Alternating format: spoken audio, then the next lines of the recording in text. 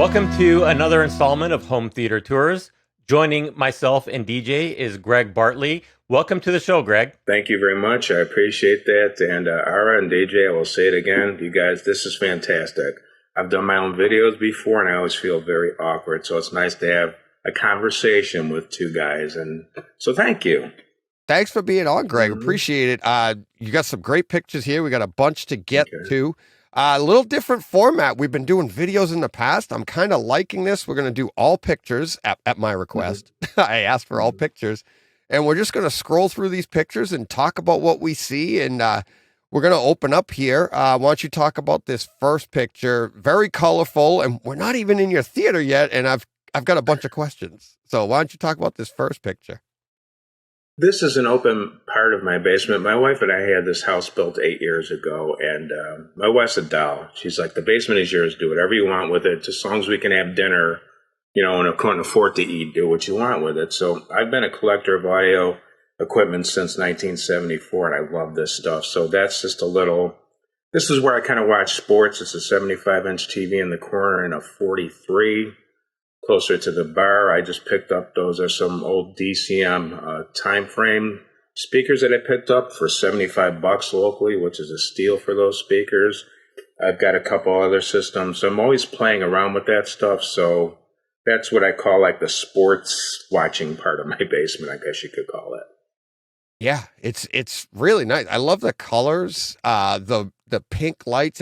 Are those hue lights, or did you put in different bulbs? I see a projector on the ceiling as well. Right, there's a pull-down screen. That was the projector that was in my theater, but I repurposed it out, and then I have a pull-down screen mounted up to the ceiling, closer to the doors on the right over there. Wow. And Greg, it looks like if I look at the far left, you got a Shamrock. It looks like it's Notre Dame. Is that true? Because if it is, we'll be friends for life. Well, I am a Notre Dame fan, but that happens to be, that's actually a 45 RPM record. Just a coincidence. My dad is 100% Irish, so I pay some homages to my Irish ancestry by my bar, for sure. Really nice. Really nice. Yeah, it looks like a great place, like you were saying, to watch sports, just kick back. And is that like a bar you have over there on the left as well? Is that that's a 4-seater bar I've got over there, and then I've got some nice reclining chairs opposite of there, and plenty of seating. Just a place to hang out, and that Marshall amp is actually a refrigerator, and then there's another little mini fridge next to it. Oh, nice. I didn't even notice that. That is really cool. All you need is a pool table, one of those, and you'd have no reason to leave. I've got a pool table, actually. It's just in another part of the basement that's not on here because it's like in an unfinished part. Perfect. So, yeah, like I said, my wife's an angel. Great. She puts up with all my bad habits. This looks like a great habit to me. And here's another shot of the room. Now we could see the seats. It looks like if I go back to that picture, the first picture, do you have two sets of recliners, kind of like, you know, in an L shape? Yeah, it's like an L shape. Okay. Yeah, with 3 of them are power recliners on there. Really nice. Really nice. Well decorated. And again, I said, I don't know if I heard, are these hue lights or just different colors? They are hue lights. I have hue lights throughout the entire basement in the theater and out here. And I have the sensor set up so when I walk into the room, you know, the lights automatically come on to a set color. And you can, obviously, you know, with hue, you can change it at any time. But I just like the color combination there. Yeah, it's really nice. Very warm, but it's also very festive. It's, you know, a lot of fun in there. You got Ara, he's got the Bears helmet. Yeah, I saw that too. I didn't want to say anything in case that was a 45. That's actually that's a good one. That's actually a Mike Singletary signed helmet. I love Mike Singletary. Oh, wow. Yeah, I do too. Yeah. 85 Bears. Wow. Yeah, 85 Bears. Yeah, and if you can see up on top of the stand there, I also have a Browns in Ohio State. Since I've been in Ohio for 30 years now, it's nearly half my life I've been here. So, you know, I follow the Bears and everything still, but unfortunately, for better or worse, I'm a Cleveland and Ohio State fan. Good for you. I moved down to Orange County, and I did not become an Angels fan or an Anaheim Ducks fan. I remained with the Los Angeles teams. There you go. Okay. Some loyalty. But it's close enough. It's the same TV broadcast area, so I didn't think it was that bad. Very good, Ara. Staying loyal to your guys, that's a good thing. And then this picture here, where does this go to from that room? That is, if you walked, if you're looking at that last picture and you look to if you go to the right, that's the stairway down, obviously. So that is, you come down the right. So if you look to the right of that picture, that's right over there. Mm-hmm. Right where that, you can kind of... Oh, I see it. You can even kind of see the green light coming from that area. Exactly. Yeah. And then we shift into that room, and it's like more of a greenish light in there. So, that's pretty cool. Right. So nice. So you come down those stairs from your upstairs into this, and then this is kind of at the back of that room. Right. Exactly. And all right. Really? Yeah, nice. It's a 1965 Sears Silvertone console that I restored. And I put a reel-to-reel on top of it, as you can see, and it added, the turntable was beyond repair, so I just put a new one next to it. Or actually, that's an older Denon. And then if you see that hat hanging on the wall there on that Guinness sign, to the right, that's where my pool table is.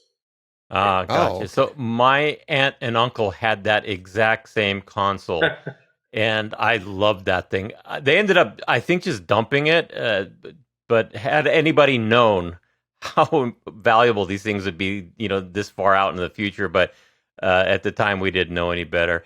And it's hard to see from where I'm at because the picture is kind of small, but is that the Memorex commercial picture on the wall there? That is blown away, yes. And over on the left, I've got Muddy Waters. I grew up in Chicago, a huge blues fan, so I had to put a little Muddy Waters poster up as well.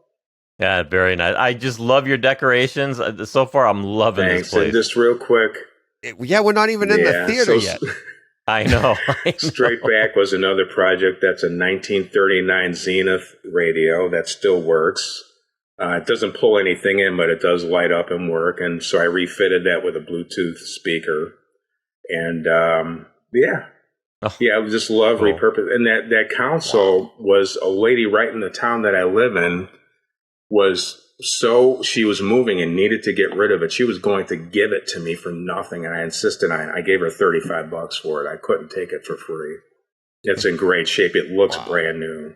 So let me ask you this. It's like, did you just like that table, or are you a card player? And also, how many people have you hosted in this room at one time? Like, I can only imagine like how much fun it would be for like a Super Bowl or some big event where people are hanging out in all the different rooms. You got people playing pool, people playing cards, people watching at the bar.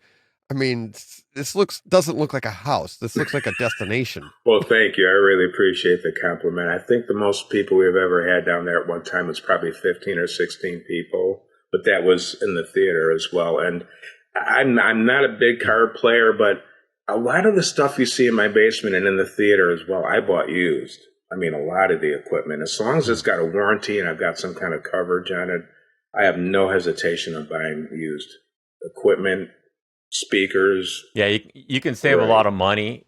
You can save a lot of money. Even Craigslist. Now, you're not going to get a warranty with Craigslist, but usually people, if you're buying on Craigslist, are local, so you can go over and turn it on and make sure that everything works before you give the money over. That's a great way to get some really good equipment at a really good price. Yep. So yeah, I do like playing cards, but you can if you flip the top of that card table over, there's like a poker table thing on it. Topper. That's what I was thinking. Looking at the side of it, you can see there's layers to it. It looks like it has multi-use, and it has. I was guessing it might have the green felt on it or something like that. Yep. On the other side, and cup holders. Yeah. Cool. So. All right, let's get into this theater and beautiful looking front of the theater, well laid out, and very clean, discreet. Looks really nice. I appreciate it. You can see behind my center channel speaker that kind of like black, probably 18-inch high board running across. I have some acoustic treatment on there, and behind there is some of the wiring I just couldn't hide behind there, and I didn't want to look at it, so I just kind of put that board together to kind of hide the wiring behind the speaker there. Nice. Yeah. How big is that screen? 120, 16.9. It's just a silver ticket, cinewhite, I think they call it. Yeah. And then behind my center channel is actually where my projector is. I have a UST sitting on the floor right behind the center channel. Yeah, that black thing right behind the center with the cover on it is my center channel, or my projector, I mean to say. Oh, wow. Yeah. Okay. Nice. So you have an Optoma P1, which is the one I have. Have you had any thoughts about switching up, getting a newer model? You know, I'm not as much as you'll see into the video part. I'm actually very happy with it. So right now, I'm okay with it. You know, sometime down the road when the actual 4K is not, that's a 4K. When the actual 4Ks maybe come down into my stratosphere, I'll think about it. For right now, though, I'm happy. I'm happy with mine as well, but I have some issues with the HDR, and a lot of the stuff that I'm seeing is Dolby Vision, and it doesn't support Dolby Vision. Right. So there are some, like a wall that does support Dolby Vision. Been thinking about that, and DJ's got a friend who owns one and is really happy with it. Oh, okay. Again, it's not enough to make me go buy it, but I've got the strategy in my head when the TV downstairs goes belly up, the ultra short throw projector in my media room is going down there, and I'm going to get an AWOL. My wife doesn't know this yet, but that's what's happening. Yeah, we have an agreement. You know, she'll come down and she'll say, "Oh, that's," I'll say, "Yeah," and that's the end of the conversation. Yeah, exactly. She's, like I said, she's an angel. She's really cool with this stuff. As long as I don't go overboard where we can't eat, she's fine with it. I have kind of the same agreement here. Yeah. As long as if she doesn't notice, it's good. There you go. Right? If all of a sudden, sorry, we can't eat this week, I went too far. There you go. Yeah. Yeah, and just real quick, I know you had JR on recently. He had a very, very nice setup, and I thought it was funny. I'm like, yeah, music lovers, theater, we're pretty much cut from the same cloth. Those are Aerial Acoustic speakers up front. Those things are awesome. They're from a very small company based in Massachusetts.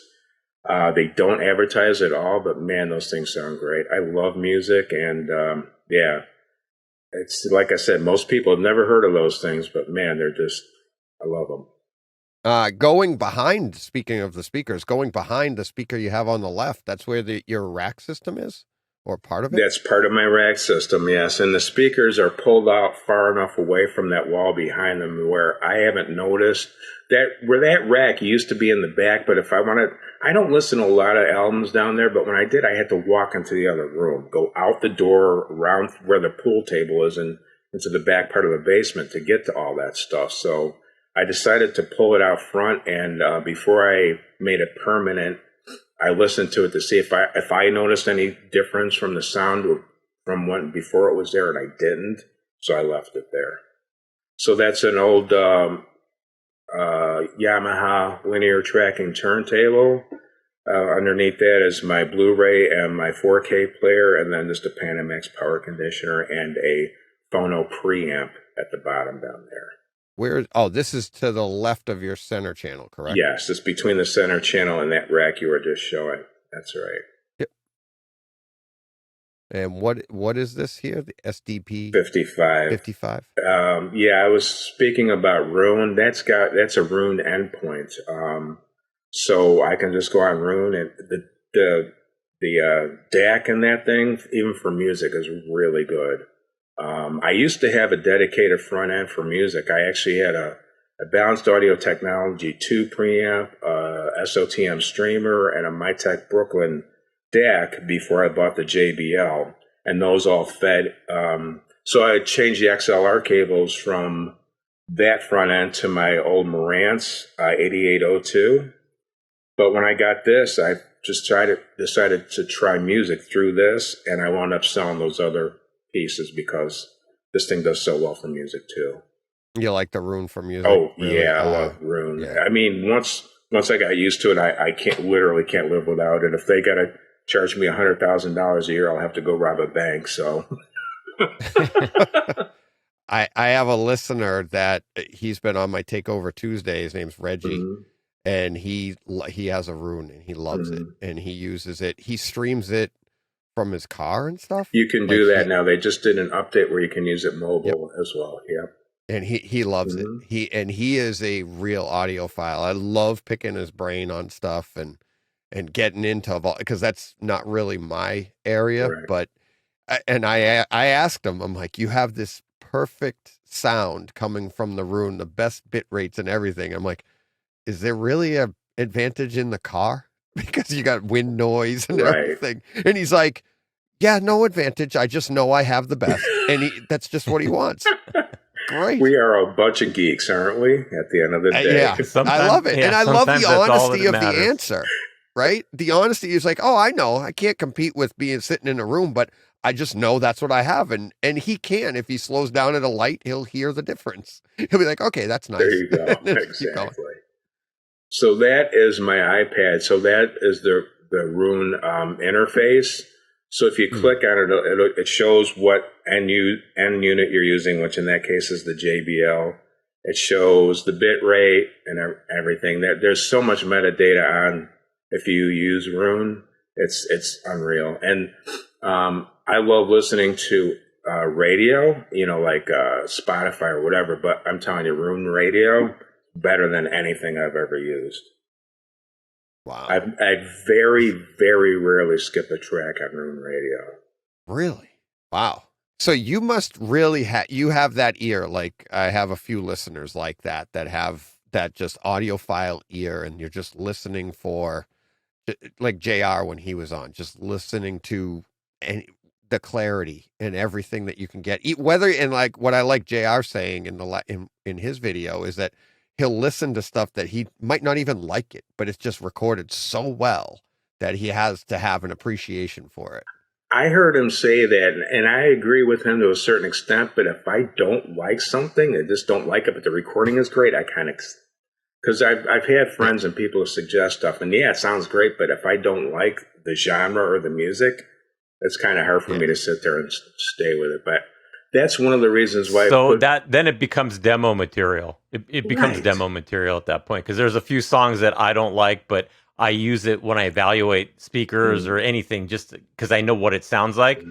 And there's this one song, I'm not a big Snoop Dogg fan at all, and he has a song called California Roll. Oh, yeah. In the very beginning, it has a lot of bass, and I use that to test how good the bass is, how good it sounds. Right. And then I don't think I've heard more than the first 15 seconds of that song, but I do go to it for specific things. Absolutely. That's one of the reasons why I have that other music system out there. When I'm sitting in here, if something isn't well recorded, it's also hard for me to listen to, because it's like, to me, it's like driving a Porsche on bald tires, It's just, if the recording isn't there, it's hard to, that's why I grew up on Black Sabbath, UFO, Judas Priest, and a lot of that stuff is not that well recorded.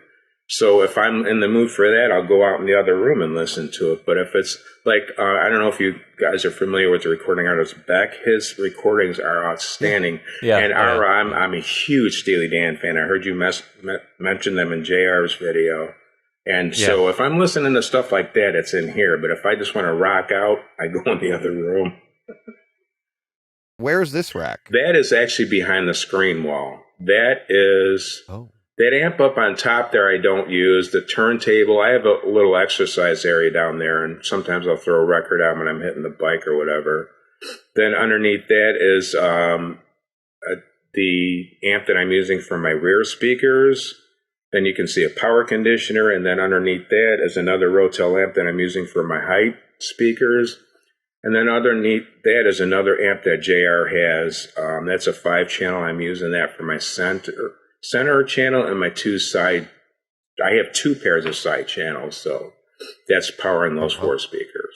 And this is that's your center channel with, and what's on the right over there? On the right, I'm for those big aerials in the front, those are monoblocks on the bottom. On the left and on the right, those are musical Fidelity M-8 700s or 700 watt monoblocks. And then on top of that is a Sony music server. It's their ES line. It's got a great DAC in it, and I bought that years ago, and I like it so much I can't get rid of it. I've got a lot of music stored on there. And then you probably recognize what's on top of that, DJ. Oh, yeah. Yeah, so that's my Kaliedescape on top of that. That's the Strato 6, and then I've got a Tera 6 in the back room where that other rack is at. Oh, nice. Yeah. So you did get into the Tera ecosystem. Because the Strato is kind of like a Strato C and a Tera combined into one, basically. Yeah. So, yeah, I still got, because they don't make Stratos anymore.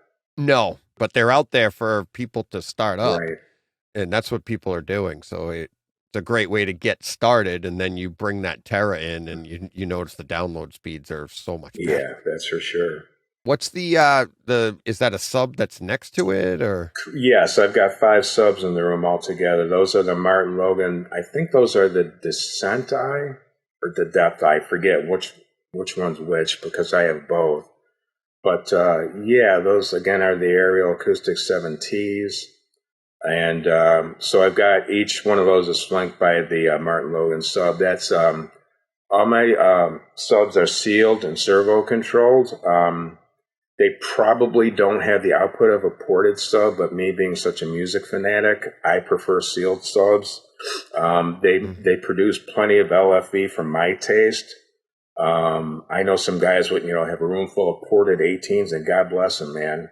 That's awesome, but that's just not the route I was going to go. That's just a 2.5 way they call it. Like I said, that company out of your neck of the woods. They're actually, yeah. And I don't know how well you can see it, but on the feet, I've got those ISO Acoustics isolation feet on there. And I'm a big believer. I bought those off a guy who was getting out of home theater, sold everything off, and he wound up getting back into it. But he sold me those for half of what he paid for them. And they isolate the cabinets. Those speakers don't look like it, but they weigh 100 pounds apiece. The internal bracing is off the charts. And took the guy that designed them, I think he spent over 3 years designing those speakers. He just wanted to get them just right. And they do great for home theater and for music both. So I'm like I said, I'm thrilled with them. I've had them for almost 10 years, which is a world's record for me. And I don't ever, unless something mind-blowing comes along, I'll probably be put in the ground and those will still be sitting there. That's the beauty of speakers. They're like luggage. You can keep them forever. Mm-hmm. They, if they're working, as long as you don't blow them out, they'll just work forever. They don't necessarily have the latest technology in the sense, electronics, because it's just an analog crossover circuit and a design of the cabinet. If it worked yesterday, it'll work tomorrow and it'll work 10 years from now. Right. So, yeah. Yeah, those cabinets are actually 7 layers thick, and they put them on a press with glue between each layer. And that's part of the reason why those cabinets are so inert. If you knock on that, it feels like you're knocking on a boulder, basically. Now, this is your room treatments? Yes. Did you have that custom made? Is that actually a room treatment, or is that It just is. design, It's from a company called Audimute. I believe they're based here in Ohio. And then the 2 next to it to the right are, those were originally tan colored, but I took a chance and spray painted very lightly, like 2 light coats to match the walls better. They didn't look right being beige to me, kind of like a sand color. And so I painted one of them and tried it, and it didn't really affect the absorption part of it. So a lot of this, as far as my room treatment goes, was kind of like hit and miss, trial and error. I figured I'm going to try it and see what works. I've been in a couple rooms that were overly treated, and that's not good. To me, being overly treated is almost as bad as no treatment at all, because it's too dead, and you need a nice balance between absorption, diffusion, and just that kind of thing. So going off on a tangent once again, but I totally agree with you. You can overdo it. It's funny. I think for a theater environment, a home theater, I'm getting to the point where I don't think you can overdo it. But that's for music. I understand exactly what you're saying, because you're usually using 2-channel and you're depending upon the room's acoustics to enhance that. Whereas with multiple channels in an Atmos system, or, a 5.1 or something where it's all discrete, I'm finding that the more room treatments you have, you get everything you want from the speakers. You know what I mean? Where you don't want as much bouncing because it's supposed to be discreet and allow the speakers and allow the sound designer to do what he wanted to do, right? And that's how I'm seeing it. But I'm experimenting too. Right, and I agree with you for the most part. I still think in a theater, and this is just my opinion for what it's worth, I think even a theater can still be over-treated to a certain degree, but you're right. I think it's easier to over-treat something that's used, because I'm honestly probably, if I had to guess, 65-35 music to movies in here. So But whenever I'm playing either one, I don't feel like it's overly or under-treated or however you want to put it. So I told a friend of mine it was kind of dumb luck, so I'll take it. There we go. Now we go to the back of the room. We're looking at, you've got 2 rear channels right here. Yeah, those big towers are definitive technology, and those used to be my main speakers years ago before I bought the Aeros, even before those, if that makes any sense. And the ones up on the wall are from the same series, and I was going to sell them and all that. And when I was designing this room, I thought, why not just keep them and use them for rear channels? Is it overkill for rear channels to have 4 big honking speakers back there? You bet it is. But, it's just I tried it and I liked it. So there they still are. And up on the side, kind of like in front of the light, is one of my side surrounds. And then directly underneath that is one of my bigger Martin Logan subwoofers. That subwoofers is what I'm trying to say. That's got 3 10s and a 750 in it. Look at the light. Is that what that is? A light next to your speakers there on the right? Yes, it's like one of those old Hollywood set type. Yeah. I love it. I was going to say, is that an old timey light or something? I bought that at a local furniture store probably 15 years ago, I'm guessing at least. Yeah. Just walked in there and saw it and I'm like, that's cool. Okay, I'll take one. Yeah. I love little decorations or whatever you want to call it that are like kind of obscure like that, right? It's not like just in your face on the wall movie poster. It's like, what is that? What I think it is? Pretty cool. And not to disparage anybody, but if I see a room where somebody has a lot of posters up and they all have like the glass or the plastic over the front of them, I mean, the sound will just right off of those things. Yeah. But still, you just have to be careful with it.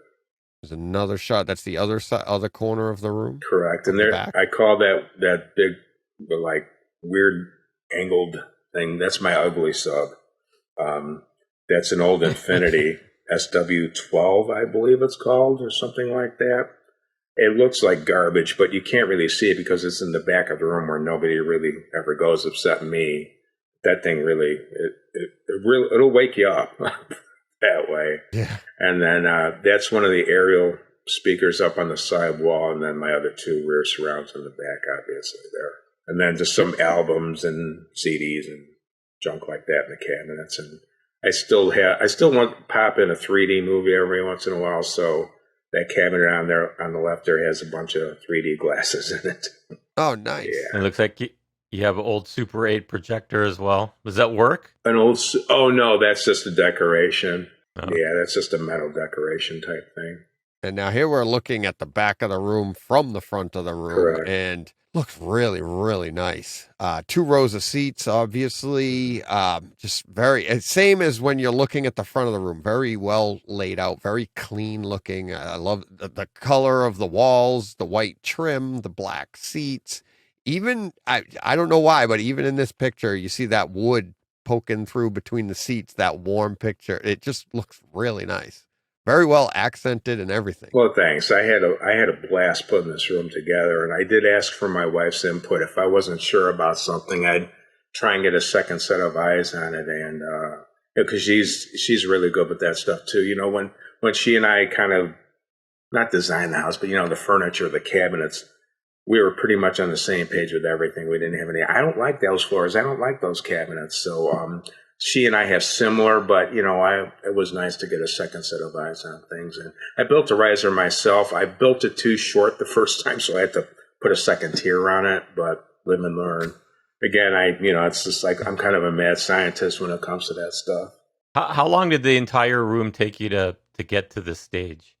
The builder that I used, they would not let me run my own wiring. I had to use their contractor. Now, they let me buy the wiring, which saved me some money because, the stuff that they're going to use is not up to my standard or anybody's standard, really. But once I got in there and they had all the wiring in, I probably spent about a week and a half or so on it, I'm going to guess, putting everything and, moving the speakers around, seeing where they worked and where they didn't. You can see those 2 little black plugs above the front side speakers. One of the mistakes I made was I had them mounted up too high. So I moved them down, and then I put those black cover plates above them to hide the access wire holes where they were before. I did the same thing with my ceiling speakers. When I built this room, I didn't have the furniture in it. When I had to tell the guy where to drop the wire for the ceiling speakers, I had no idea of the layout. I wound up changing it after the fact. So all those plates you see up in the ceiling, some of them are blank plates because I had to move some of the speakers. So you was talking about the riser. Let's go to that. I think that you said you didn't build it high enough in the first place. Mm-hmm. I think everything happens for a reason, because I love the way this looks. Right. Basically what I did was on the upper one was the original one that was way too low. So what I did with that is I put mirrors on the front of it, and then up above where you can't really see, I've got a LED strip. So the LED strip, you can't see it, but it reflects light off the mirrors. And it's, one of those, obviously those color changing ones, but I just like the blue the way it looks. So that's what I usually leave it on the blue like that. And there's another sub, obviously straight back there that sits between the two rows. All right. I think we got to name this Spot the Sub. I was thinking, okay, we can't use this, but I was thinking Greg's suboptimal room. But it's the wrong term. It's the wrong usage. Well, in the beginning it was suboptimal, but I tried to fix that along the ways. I like that arrow. That was good. That's another good one. Oh, that's a good one. Yeah. Suboptimal. All right. Speaking of your overheads and some blank plates, apparently, let's talk about your overheads here. You've got, I see which ones are live, which ones aren't. Well, the one you can see, I did something. I'm going to go ahead and bet not many people, if anybody, really does. So with the two rows of speakers, you have your Atmos speakers. My intention with this room is why I have two pairs of sides, why I have two sets of rear speakers. I didn't want any seat to be like, this doesn't sound right back here. So those two speakers that you see, they're kind of mounted front and back. But those two there between the rows are directional, where if you turn them, they're mounted in the baffle. So if you turn them, it changes the angle of where they're firing to, right? The ones farther back point towards the back row in our front Atmos channels, and it's the opposite for the ones behind the front row. They're pointed towards the front and their rear Atmos channels, but the amp I've got them hooked up to has gain controls on it. So if I'm just sitting here and there's nobody else, I can actually turn the ones in the back off. Yeah, that's exactly what I'm talking about. You can see how they're angled up there. So that gives me just better coverage for when I do have guests in the back row. They can hear the overhead effects better. So my amp or my preamp has XLR and RCA outs, so I utilize both for the height channels. I have one set hooked up to the XLR outputs for that, the 4 of them, and the other 4 to the RCA outputs on that thing. And then that little, I'm sorry, go ahead. That's my Harmony hub up there. I used to have an in-ceiling or an on-ceiling projector, I mean to say. And when I moved to the short throw, that little Harmony hub gives me great coverage to all my equipment on the front behind me there. So if I hit the Harmony remote, it fires off of that and it gets all my equipment in the front by the screen there. Really nice idea. That's makes me want to put a plug in my ceiling. Pretty good idea. Yeah, the builder did that. So, and this is looking down at one of your many subs. Yeah, but this is the one that I believe I saw the Harmony remote on it. It's at your the front right of your room, to the side of your right side of your room. Right when you walk through the doorway, the double doors into the room. That's kind of like not a full corner as you can see, but just directly behind those. And I thought it was a really nice idea that they have those plates. I just took that off so you could see inside where you can get to the controls without having to reach behind it. It makes life a little easier for the crossover and the phase and all that kind of stuff. So yeah, that is a pretty cool idea. And there you are with your extender that when I first saw this picture, I was like, what the heck is that? What is that magical toy? Because it looks like it's a little video monitor because it's reflecting your screen. Right. I know. Isn't that funny? Yeah, you're right. It's a cool picture. I'd never noticed that before, but you're right. Yeah.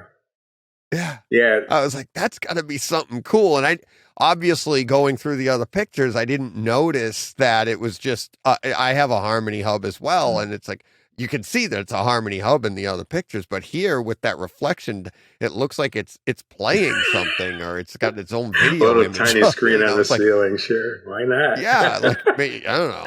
Yeah, but I thought it was cool. Thanks.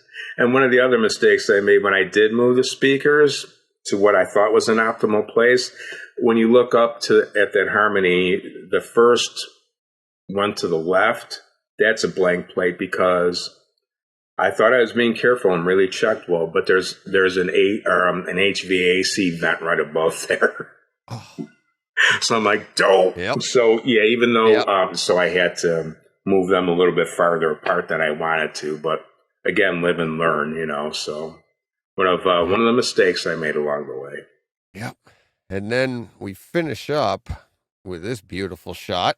Top Gun Maverick. Yes, Kaliedescape, man, right? I mean, it's not for everybody. It's not what I would call entry level. Full disclosure, I worked for a company for a while where I was able to get a nice deal on that piece. Otherwise, I'm not sure that I would have it, but it was too tempting. And I'm glad because, man, that thing is cool. Again, a lot of people can't justify the price of those, and I completely understand that, but it's literally unparalleled out there in the AV world, as you know, DJ. I'm sorry. Yeah. That's okay. A little sleep deprived today, but no, I love that thing, man. I'm a huge lover of concert videos. I've got in my collection, I've probably got at least 50, I'm going to say. So I've got some on the Kaliedescape as well. Yeah, I see. You got Oasis up there, Pink Floyd. Yeah. Yeah. And you got a pretty good, then you got Hans Zimmer there. I see at the bottom center there. If you want some, right? Yeah, that's amazing. Yeah, you want to talk about demo material. There you go, right there. Yeah. I've never seen anybody watch this whose jaw did not hit the floor when they were watching and listening to it, because the sound is crazy on it too. The dynamics in it, so well recorded. Yeah, absolutely. Yeah, it is an amazing piece. Excellent room. I love, again, great pictures. Great pictures, you. Greg. I appreciate it. You did a really good job with the room. You did a really good job with this presentation. Really happy for you. Thank you. I appreciate that. Really happy. Yeah, and I want to say, yeah, and we've got an equipment list. An equipment list that'll be in the description. So if anybody's interested, a little more detailed with model numbers, you can just check the description and get that information. Yeah, and when you guys do run this up on your page, feel free to ask any questions, leave any comments, and even negative comments I've gotten before, which is fine. I'm pretty thick-skinned, so you can throw some shade, as the kids say, and I'll be fine with it. And one thing I do want to mention real quick is, I've been in this audio for a long, long time. Those speakers in the back that I showed you, the floor standers, those have powered subwoofers in them. They've got, 3 speakers in the front, 3 in the back, and powered subwoofers on the side. So it's the definitives, right? They're great speakers. Don't get me wrong. I really like them. The speakers in the front that are much smaller with only 2 6-inch woofers, the bass on them mops the floor with the ones in the back. It's not even, and I'm talking clean, powerful, like 38 hertz bass, wipes the floor with those much bigger ones with the built-in subwoofers. So I always like to say, don't always judge watts or how many inches the woofer is. It doesn't always mean that just because something is bigger or it has more watts that it's better, because that stuff can be, kind of skewed. Yeah, it's how they take the measurement too, and that too. The interesting thing, I think we've said it before, when you look at watts, for you to hear 3 dB difference at your ears, you need to double the watts. So if you've got 100 watt power going to some speakers, you need 200 watts so that it will generate 3 dB at your ears. Exactly. So that's why watts don't get blown away by watts if something's only 95 versus 100. It doesn't matter. Yeah, exactly. So I just wanted to, spew that real quick. So thanks, guys. I appreciate it. All right. Well, Greg, Bartly, thank you so much for coming on the show and sharing your room. We really appreciate it. The viewers will appreciate it too. If you'd like to share your room with us, send myself or DJ an email. My email is ara@htguys, and DJ's got a new email, dj@brightsidehometheater.com. You got it. Did I say it right? Ara's been sweating that one all day. You know what? I was so happy when he changed his email. I was like, I can remember that one. DJ at. There you go. Thank you very much, Greg. Really appreciate it. Thank you, gentlemen. I really appreciate you guys and what you do, and having your fans show their systems off, I think, is great. Thanks.